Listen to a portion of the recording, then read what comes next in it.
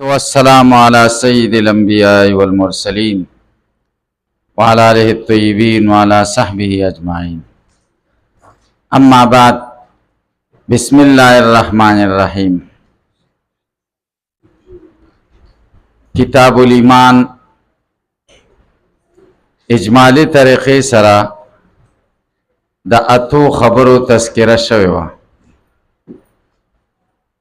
چې په هغه کې سلور شوی وي. اول ربط د کتاب الایمان د باب بدء الوحی سره او ربط د کتاب الایمان د حدیث د هرقل سره. دویم بحث معنا لغوی او اصطلاحي د ایمان او د اسلام. دریم بحث نسبت په مابین د ایمان او د اسلام کې. څلورم بحث بیان د فروق اسلامیو په حقیقت د ایمان کې. پنځم بحث نسبت د ارجاء احناف ته.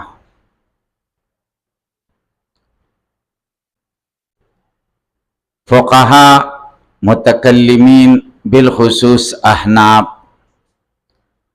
هغوی د دې قائل دي چې ایمان عبارت صرف د تصدیق نه دی. په حقیقت د ایمان کې عمل داخل نه دی، لیکن د کمال ایمان د پاره شرط دی. مرجئه وایي چې ایمان عبارت د تصدیق نه دی، عمل نه شرط او نه شطر دی، بلکې د ایمان سره طاعت څه فایده نه کوي او معصیت څه ضرر نه کوي.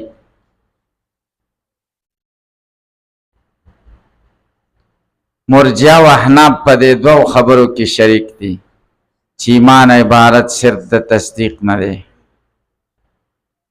جدا په دې یوه خبره کې دي چې متکلمین او احناف ایمان د پاره عمل شرط ګڼي او مرجئه شرط نه ګڼي. بعض خلکو ته مغالطه شوې ده. هغوی دا وایي چې احناف عمل په ایمان کې داخل نه ګڼي، گویا کې عمل به د ایمان د پاره ضروري نه ګڼي. حال دا دی چې د احنافو دا رایه نه ده. احناف د کمال د ایمان د پاره عمل ضروری ګڼي. نو د دې مغالطې د وجې نه شیخ عبدالقادر جیلانی رحمه الله پیرانی پیر لوی ځوان چې خلق ورته وایي د کتاب لیکلی غنیت الطالبین د مرجئه او بیان پکې کړی دی او بیا یې لیکلي دي ومنهم الحنفیه. مرجئه کې احناف هم داخل دي، دا مرجئه دي. د دې دوه جواب دي. یو جواب حافظ ابن حجر رحمه الله کړی، دا هغه د کلام نه معلومیږي. هغه دا ده چې ارجاء په دوه قسمه ده. مرجئه چاته وایي؟ ارجاء چې تاخیر د عمل کوي د ایمان نه، عمل رسته کوي د ایمان نه. مرجئه ورته ځکه وایي ارجاء تاخیر ته وایي. نو ارجاء دوه قسمه ده، یوه د اهل سنت و ارجاء ده، یو د اهل بدعت و ارجاء ده. د اهل بدعت و ارجاء دا ده چې عمل د ایمان نه رسته کوي، نه شرط ګڼي او نه شطر ګڼي. دا د اهل بدعت و ارجاء ده. او د اهل سنت و ارجاء دا ده چې عمل د ایمان نه رسته ګڼي، په مرتبه د شرط کې نه په مرتبه د شطر کې. او دا صحیح خبره ده. نو چې احناف ته مرجئه ویلي دي، د دې ارجاء نه مراد ارجاء د اهل سنت ده. هلکه تاسو پې پوه شئ. دا یو جواب. دویم جواب دا دی شاید چې هغه وخت کې احناف کې مرجئه را ننوتي وو او شیخ عبدالقادر جیلانی رحمه الله بزرگو هغه بعض لوی ملایان د مرجئو لیدلی چې په فروع کې احناف غوسه شوی په ټول احناف غز راخکله چې ټول مرجئ دي. تاسو به خبره پوه شئ که به پوه نشئ. نو د دې وجې نه ټولو ته د ارجاء نسبت کړی، حال دا دی چې ټول مرجئ نه دي. پخوا ډېر غټ غټ عالمان تیر شوي چې معتزله او زموږ مذهب کې راننوتي دي. په اصولو کې معتزله او عقایدو کې او فروع کې احنافو لکه رضی شو، زامحشری شو، عبدالقاهر جرجانی شو، سکاکی شو، صاحب د جساس شو، علامه جساس شو، صاحب د احکام القرآن وغیرہ دا لوی لوی علماء دا په فروع کې احناف دی او په اصول کې معتزله دي. نو زمونږ مذهب په تیرو وختونو کې مرجئه او معتزله او بدنام کړی او حنابله او مذهب د امام احمد ابن حنبل مذهب مجسمه او مشبهه او بدنام کړی. تاسو په خبره پوهیږئ. نه دی وجې نه احنافو ته د ارجاء نسبت شوی. نور احناف د ارجاء د اهل بدعتو نه پاک دي ځکه عمل د کمال ایمان دپاره شرط ګڼي او دا زموږ عقیده ده. په دې خبره پوه شئ.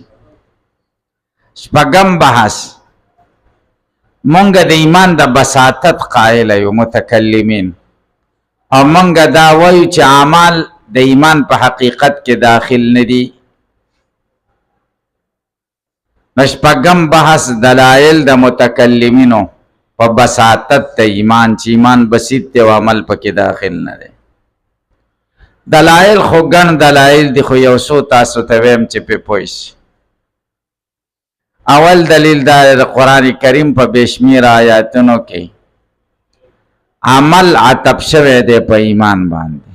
ان الذین آمنوا وعملوا الصالحات او تاسو ویلی دي چې عطف مغایرت غواړي د معطوف او د معطوف علیه په منځ کې. که عمل چرته په ایمان کې داخل وي نو بیا پکې عطف کېده ولې؟ ځکه جز د شیخ و عین شي. تاسو په خبره پوه شئ. په تاسو به اعتراض وارد شي چې جز د شیم کله کله عطف کېږي په شی باندې د تخصیص بعد التعمیم دپاره. مقصد پکې څه تخصیص بعد التعمیمی. تاسو په جواب وکړئ چې نه، کله جز د شی عطف شي په شی تخصیص بعد التعمیم وشي، خدا په هغه ځای کې کیږي چې دا خاص بعد العام ذکر شي، دا خاص اهمی په افرادو د عام کې. من کان عدو څنګه دی؟ قل من کان عدوا لله وملائکته ورسوله وجبریل ومیکالا. جبریل ومیکالا دا په ملائکو کې داخل وکړه. وروسته ذکر کړ چې په ملائکو چې کوم عام افراد دي په ټولو کې اهم افراد جبریل او میکال دي. نو دلته کوي چې عمل الصالحات کې د عمل عطف شوی پچا په ایمان باندې، نو تخصیص بعد التعمیم شوی. معنا دا چې د ایمان درې افراد دي، تصدیق، اقرار او عمل. او عمل په ټولو کې اهم دی او حال دا چې عمل ټولو کې اهم نه دی. تاسو هم منئ. پوه شئ په وخت. دویم دلیل زمونږه چې اعمال په ایمان کې داخل نه دي. قرآن کریم ګڼو آیاتونو کې ایمان د عمل صالح د پاره شرط او موقوف علیه ګرځول شوی دی. دا عمل دا هغه چا قبلیږي چې چا کې ایمانی. لکه من عمل صالحا منکم من ذکر او انثى وهو مؤمن. چا چې نیک عمل وکړه په دې شرط چې دی مؤمنی، نو ایمان د عمل صالح د پاره څه شی شو؟ شرط شو او موقوف علیه شو. او شرط غیر د مشروط نه او موقوف علیه غیر د موقوف نه. نو معلومه شو چې ایمان غیر دی د عمل نه. عمل داخل نه دی په حقیقت د ایمان کې. تاسو خبره پوه شئ. دریم دلیل زمونږه قرآن کریم کې غنو آیاتونو کې مرتکب د کبیره ته مؤمن ویل شوی دی. اطلاق د ایمان په هغه چا شوی دی چې چا کې عمل صالح نه. تاسو خبره باندې پوه شئ. الله تعالی قرآن کریم کې وایي وَإِن طَائِفَتَانِ مِنَ الْمُؤْمِنِينَ اقْتَتَلُوا، که دوه ډلې د مؤمنانو په خپلو کې جګړه کوي، یو بل ولي، په خپلو کې یو بل ویشتل او جګړې کول، دا ګناه کبیره ده، معصیت دی، او په مرتکب د معصیت باندې د مؤمن اطلاق شوی دی. نو که ایمان جز د چا وی، که عمل جز د ایمان وی، نو بیا په انتفاع د جز سره انتفاع د کل راځي. په مرتکب د معصیت باندې بیا اطلاق د مؤمن څنګه کېده؟ معلومه شو چې ایمان په مفهوم، عمل په مفهوم د ایمان کې داخل نه دی. دا درې دلیلونه. څلورم دلیل زمونږه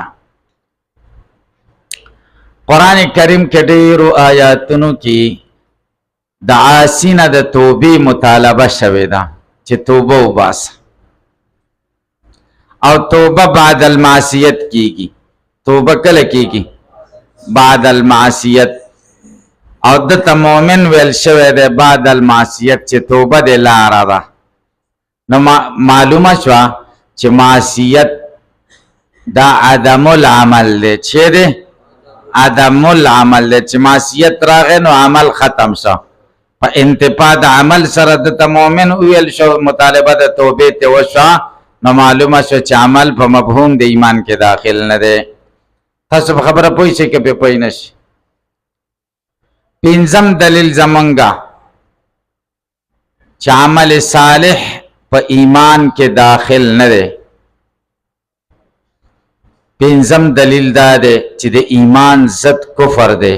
کفر تکذیب ته وایي، معصیت پکې داخل نه دی. نو ایمان تصدیق ته وایي، نو عمل پکې داخل نه دی چې ضدیت صحیح شي. هلکه تاسو په خبره پوه شئ؟ ایمان ضد د چا دی؟ کفر. کفر کې معصیت نه دی داخل، ځکه تکذیب ته وایي. نو ایمان کې هم طاعت نه دی داخل، تصدیق ته وایي چې عمل بچاو شي، په تضاد شي، تضاد متحقق شي. یو شی چې په یو ضد کې معتبر وي، د هغې ضد به بابل ضد کې معتبري. شپږم دلیل زمونږه چې اعمال په ایمان کې داخل نه دي. حدیث د جبریل دی.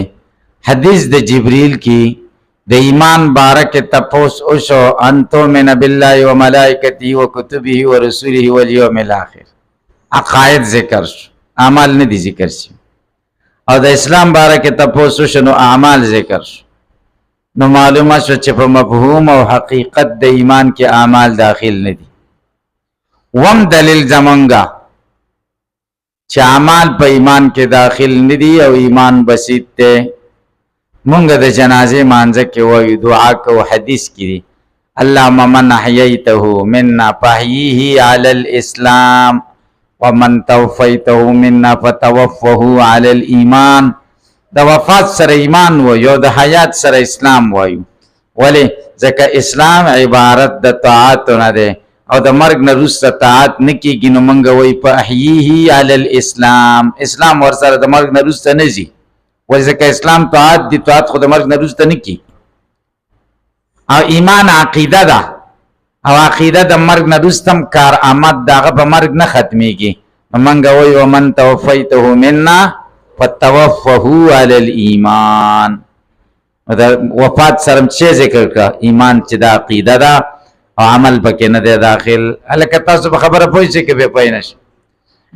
اتم دلیل دا دی چې د قرآن کریم ګڼ آیاتونه دي چې هغې کې نسبت د ایمان زړه ته شوی دی. د ایمان نسبت چاته شوی دی؟ وقلبه مطمئن بالایمان. او زړه خو د تصور او د تصدیق محل دی، د عمل محل نه دی. نو معلومه شو چې عمل په مفهوم او حقیقت د ایمان کې داخل نه دی، او ایمان بسیط دی، مرکب نه دی. تا زمونږ دلایلو د متکلمینو. وم بحث د محدثینو دلائل او زمنګ د متکلمینو د طرف هغوی ته جوابونه. محدثین حضرات د دوو ډلو سره په خلاف کې دي، یا د متکلمینو سره په خلاف کې دي او یو د معتزله او خوارجو سره. متکلمین د ایمان د عدم ترکیب قائل دي، د بساطت، او ورسره چې کوم دی د دې قائل دي چې ایمان کې زیادت او نقصان نه راځي. او معتزله او خوارج دا د ترکیب د ایمان قائل دي لکه د دوی په شان، خو د زیادت او د نقصان قائل نه دي. نو محدثین دو خبرې کوي، یو خبره دا کوي چې ایمان مرکب دی، نو دې کې صراحتاً رد راغی بچا په متکلمینو، په معتزله او خوارج رد نه دی ځکه هغوی د ترکیب قائل دي. او دویم بیا وایي چې یزید و ینقص، زیادت او نقصان پہ راضی په دې کې په معتزله او خوارج رد کوي. نه د دې وړاندې دلیل دا دی چې قرآن کریم کې ګڼو آیاتونو کې نسبت د زیادت ایمان ته شوی دی. په دې باب کې اوس په دې ترجمه الباب کې 8 صریح نصوص او 15 آثار د صحابه ذکر کوي چې ایمان کې زیادت او نقصان راځي، زیادت او د نقصان نسبت ورته شي. نو کم شي ته چې د زیادت او د نقصان نسبت کیږي هغه مرکبي، نو ترکیب هم ثابت شه. دا د دې یو دلیل شه. دویم دلیل دا شه چې د علماء د سلفو نه منقول دي چې الایمان قول و فعل و یزید و ینقص. امام بخاری رحمه الله فرمایي چې زرو مشایخو نه ما سبق ویلی دی او د ټولو په دې اتفاق دی چې ایمان قول عمل دی و یزید و ینقص. د دې خلاف خبره یو هم نه ده کړې. تاسو په خبره پوه شئ؟ نو د دې دلیل دا دی چې د نسبت د زیادت ایمان ته شوی دی، نو چې زیادت نسبت ورته وشو نو ترکیب هم پکې راغی ځکه بسیط کې خو زیادت نه راځي. زمونږ د طرفه مختلف جوابونه دي. یو جواب دار چې ایمان دو قسمه ده، یو مطلق ایمان ده او یو ایمان په مرتبه د کمال کې ده چې ایمان مطلق ورته منګوي مقید په قید د کمال سره. زمونږ بحث په کم ایمان کې ده، په مطلق ایمان کې، او زیادت او نقصان په کم ایمان کې منتفی ده چې مطلق ایمان کې زیادت او نقصان نه راځي.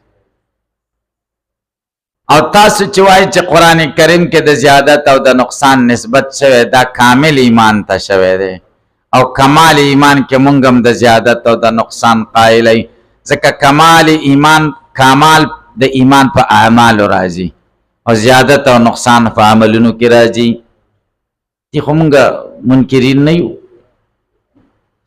تاسو په خبره پوهیږئ لکه که نه پوهیږئ؟ یا تاسو ته ساده اسانه خبره وکم. شان ورشا کشمیری رحمه الله فرمایي چې ایمان معاهده ده. په معاهده کې زیادت او نقصان نه، زیادت او نقصان په دفعاتو کې. بادشاہ تا سره معاهده وکړي، د سره معاهده وکړي، د سره معاهده وکړي، هر سړي باندې خپل خپل شرایط. نو نفس معاهده خو ټولو سره یوه ده که نه، خو مطلب دفعات شرایط مختلف دي، زیادت او نقصان به د ډېر دي به د لږ دي. نو نفس ایمان دا معاهده ده د مؤمنانو سره، دې کې څه کمی زیاتې نشته. او شرایطو کې په کمال کې بیا زیادت او نقصان. لکه نکاح یوه معاهده د سړی ښځې سره واده وکړي، ټولو خلکو یو شان نکاحګانې کړي، دې کې زیادت او نقصان نه راځي. او په دې نورو دفعاتو کې نقصان او کمی راځي. چا ورته 10,000 روپۍ مهر مقرر کړی، چا 1,00,000 روپۍ، چا 15 تولې سونه کړي، چا ډېر کړي، چا پې ډېر ډوډۍ کړي، چا پې لږه کړي، چا ښځې ته ډېر شرطونه ویلي، چا ورته لږ ویلي. دې څیزونو کې فرق راځي. ایمان هم همدغه شان یوه معاهده ده. مونږ چې وایو چې زیادت او نقصان پکې نه راځي دا د معاهده کې وایو، او تاسو چې وایو چې زیادت او نقصان راځي دا دفعاتو کې. دویم جواب دا کو چې امام ابو حنیفه رحمه الله نه منقول دی چې کوم ځای کې قران کریم کې ایمان ته د زیادت او د نقصان نسبت شوی دا په اعتبار د مومن به سره دی. په اعتبار د چا سره دی؟ مومن به سره. ایمان کې زیادت او نقصان په اعتبار د مومن به سره راځي. او اوس خو مومن به تمام شوی وحی سلسله منقطع د نو اوس دروازه دا زیادت او د نقصان باندې ده. الکه تاسو ما به خبرو پوهیږئ کنه. دیمه چې دی وای چالي امام بخاری رحمه الله به وای چالي ایمان قول و فعل، قول او فعل دی. وای د مشایخ نه مې اوریدلی چې د مخالفت مونږ وای ټیک شو قول او فعل دی. د دې دا معنا نه ده چې قول او د فعل نه مرکب دی، بلکې د دې معنا دا ده چې ایمان تصدیق دی. یشهد له القول والفعل، په ایمان باندې قول او فعل گواہی کوي. ستا د زړه نه موږ څه خبرو چې تا کې تصدیق شته تو لا اله الا الله محمد رسول الله او تعملون د مؤمن کې نو موږ پوه شو د عمل او قول دا شاهدی ساده تصدیق کوي. د دې دا معنا ده لکه تاسو خبره پوه شئ کې په پوه نه شئ. معنا دا نه ده چې قول او د فعل نه جوړ دی لکه دی چې وایي. تاسو په خبره پوه شئ.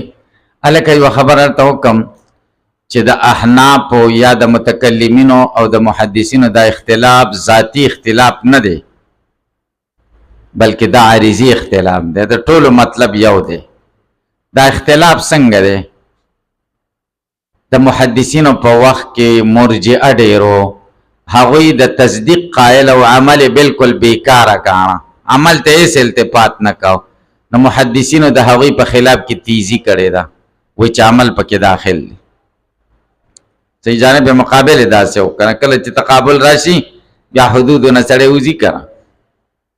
او د متکلمینو په زمانه کې معتزله او خوارج ډیرو، هغوی به ویل چې ایمان مرکب دی، عمل پکې داخل دی، مرتکب د کبیرې د ایمان نه خارج دی، داخل په کفر دی او کنه دی. معتزله به ویل نه دی او خوارج به ویل دی. نو دوی راولګېدل دا ویل چې ایمان صرف تصدیق دی، عمل پکې داخل نه دی. الکه د دواړو مقصد دفاع د دین نه ده. یو دې طرف ته دشمنی، یو دې طرف ته دشمنی. څه مجاهدین د دې دشمن مقابله کوي، څه د دې دشمن مقابله کوي. د مجاهدینو یو بل ته شا ده.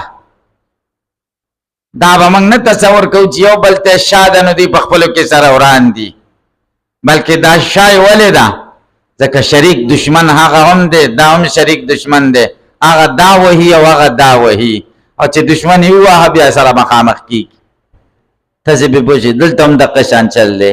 محدثین د کم دشمن سره په مقابله کې و د مرجئو سره، او متکلمین د کم دشمن سره جنګېدل د معتزله او خوارجو سره، او مقصد د دواړو یو و. هلکه تاسو په خبرو پوه شئ که پې پوه نه شئ؟ پې پوه شئ انشاءالله کنه. دا به د سبق کې انشاءالله دا خبرې راځي. دا به یاد ساتئ. کتاب الایمان کې تقریبا په هر باب کې به دا خبرې چې امام بخاری به زور لګی، زور دا به ثابتوي چې ایمان مرکب دی و یزید و ینقص، او رد به بچای په متکلمین او مرجئه وي. موږ به په هر ځای کې موږ تاسو زور لګو د متکلمینو د طرفه به جواب کوو چې دلته دا متکلمینو دا مقصد دی، دا مقصد دی. لکه دی به خپل محدث دی کنه او هر سره خپل ترتیب سره بیان کوي. تاسو په خبره باندې پوه شئ. آخري خبره اتم بحث بیان د مسلې د استثناء په ایمان. څوک درنه تپوسو کی چې انت مؤمنون، ته مؤمنې، ته به ورته داسې وایي چې انا مؤمنون، او که داسې به ورته وایي چې انا مؤمنون انشاءالله. د انشاءالله ته استثناء وایي. شوافیعو ته منصوبه ده چې انشاءالله به وایي، او احنافو ته منصوبه ده چې انشاءالله به نه وایي. شوافی و انشاءالله به ځکه وایي سبا له تعالی پته نه لګي چې سبا څه کېږي. او خدای قرآن کې وایي ولا تقولن لشیء انی فاعل ذلک غدا الا ان یشاء الله. هر سبانی کار کې به انشاءالله وایي. او احناف وایي نه نه ګوره انشاءالله به نه وایي، ولې ځکه ایمان عبارت د تصدیق نه دی، او انشاءالله د شک او د تردد د پاره، ځکه استثناء د شک او د تردد د پاره شرط دی، این دی ان د شک د پاره ده. تاسو په خبره باندې پوهیږئ که نه پوهیږئ؟ لیکن صحیح قول داره چې د دواړو خبرې صحیح دي. نزاع احناف او شوافیو کې لفظي ده او پخوا دا اختلاف په شکر دی، دا اختلاف نشته. یو بل ته به دغه ویلې، شوافیو ته به شاکین ویلې. څه به ورته ویلې؟ شاکین. دوی شک کوي دا شاکین دی او دا غیر شاکین دی، لکه اوس چې وایي دا مماتیان دي او دا حیاتیان دي، دا تر دغه کوي که نه؟ پخوا به دا شاکین دی او دا غیر شاکین. دلته ورته پنجبریان او دیوبندیان وایي او پنجاب کې ورته حیاتیان او مماتیان وایي. دا حیاتی دی او دا مماتی دی. تاسو په خبره باندې پوهیږئ؟ دا نزاع د حناف او د شوافیو دا نزاع لفظي ده. څنګه؟ که چېرې انشاءالله د شک دپاره نه تبرک دپاره نو احناف بیا د انشاءالله قائل دی، انا مؤمنون انشاءالله بیا ویلی شي برکت دپاره. او که چېرې انشاءالله د شک دپاره بیا شوافی منع کوي چې ایمان کې شک نشته، نه به وایي. خبره خلاصه شوه؟ تاسې په خبره پوه شئ؟ که انشاءالله د شک او د تردد دپاره و نو بیا څوک نه دي قایله. او که چېرته د تبرک دپاره و احناف هم ته انکار نه کوي. تاسې په خبره باندې پوهېږئ؟ نو خبره خلاصه شوه. دا محدثین حضرات د دې په زمانو کې دا مسله ګرمه وه، نو دې کتابونو کې مسله د استثناء کتاب الایمان کې ذکر کړې ده چې د ایمان مسلې ذکر کوي، نو ورسره د استثناء مسلې هم ذکر کوي. که اوس ورته ضرورت نشته. ولې؟ ځکه اوس د استثناء قایلین نشته، اوس هېڅوک د استثناء قایله نه وي. که برکت دپاره وایي نو ټیک ده، او که برکت تردد او شک دپاره هېڅوک هم قایله نه دي. تاسې په خبره باندې پوه شئ؟ دا اتم بحث و زمونږ په دې ځای کې کتاب الایمان. بسم الله الرحمن الرحیم. باب قول النبی صلی الله علیه وسلم بنی الاسلام علی خمس وهو قول وفعل ويزيد وينقص. باب دې په بیان د دې قول د نبی کریم صلی الله علیه وسلم بنی الاسلام علی خمس، بنا د اسلام اخودل شوی د په 5 ستنو، او دا اسلام قول دی او فعل دی، عمل دی، او یزید و ینقص، زیادت هم پکې راځي او نقصان هم پکې راځي. باب خو په داسې عنوان سره کېښودو چې کوم عنوان د رسول الله صلی الله علیه وسلم په حدیث کې دی، او د تراجم و طریقه هم داره چې هغه الفاظ ذکر کوي چې کوم الفاظ حدیث کې راغلي. حدیث کې راغلي د ابن عمر رضی الله تعالی عنہ حدیث دی، بنی الاسلام علی خمسین. نو دم باب کې خو د باب قول النبی صلی الله علیه وسلم بنی الاسلام علی خمسین. د اسلام بنا خودل شوی د پسو سیزونو 5 سیزونو. نو اسلام مرکب شد چانه د 5 سیزونو نو، او کم شي چې مرکبی د 5 سیزونو نه هغه مرکبی نو ایمان مرکب شي، او کم شي چې مرکبی نو هغه کې زیادت او نقصان راځي، نو په ایمان کې هم نو د دو دعوی. یو دعوه بدای چې ایمان مرکب دی کې برد راځي په متکلمینو، دیمه دعوه بایدای چې یزید و ینقص. دا دعوی اکثر د ضمنن ذکر کوي، په اولنی باب کې صراحتن ذکر کړي، ولکه وهو قول و فعل، دا ترکیب شو. و یزید و ینقص، دا زیادت او نقصان چې په معتزله ورته. لکه تاسو په پوه شئ؟ بس د درود شریف اللهم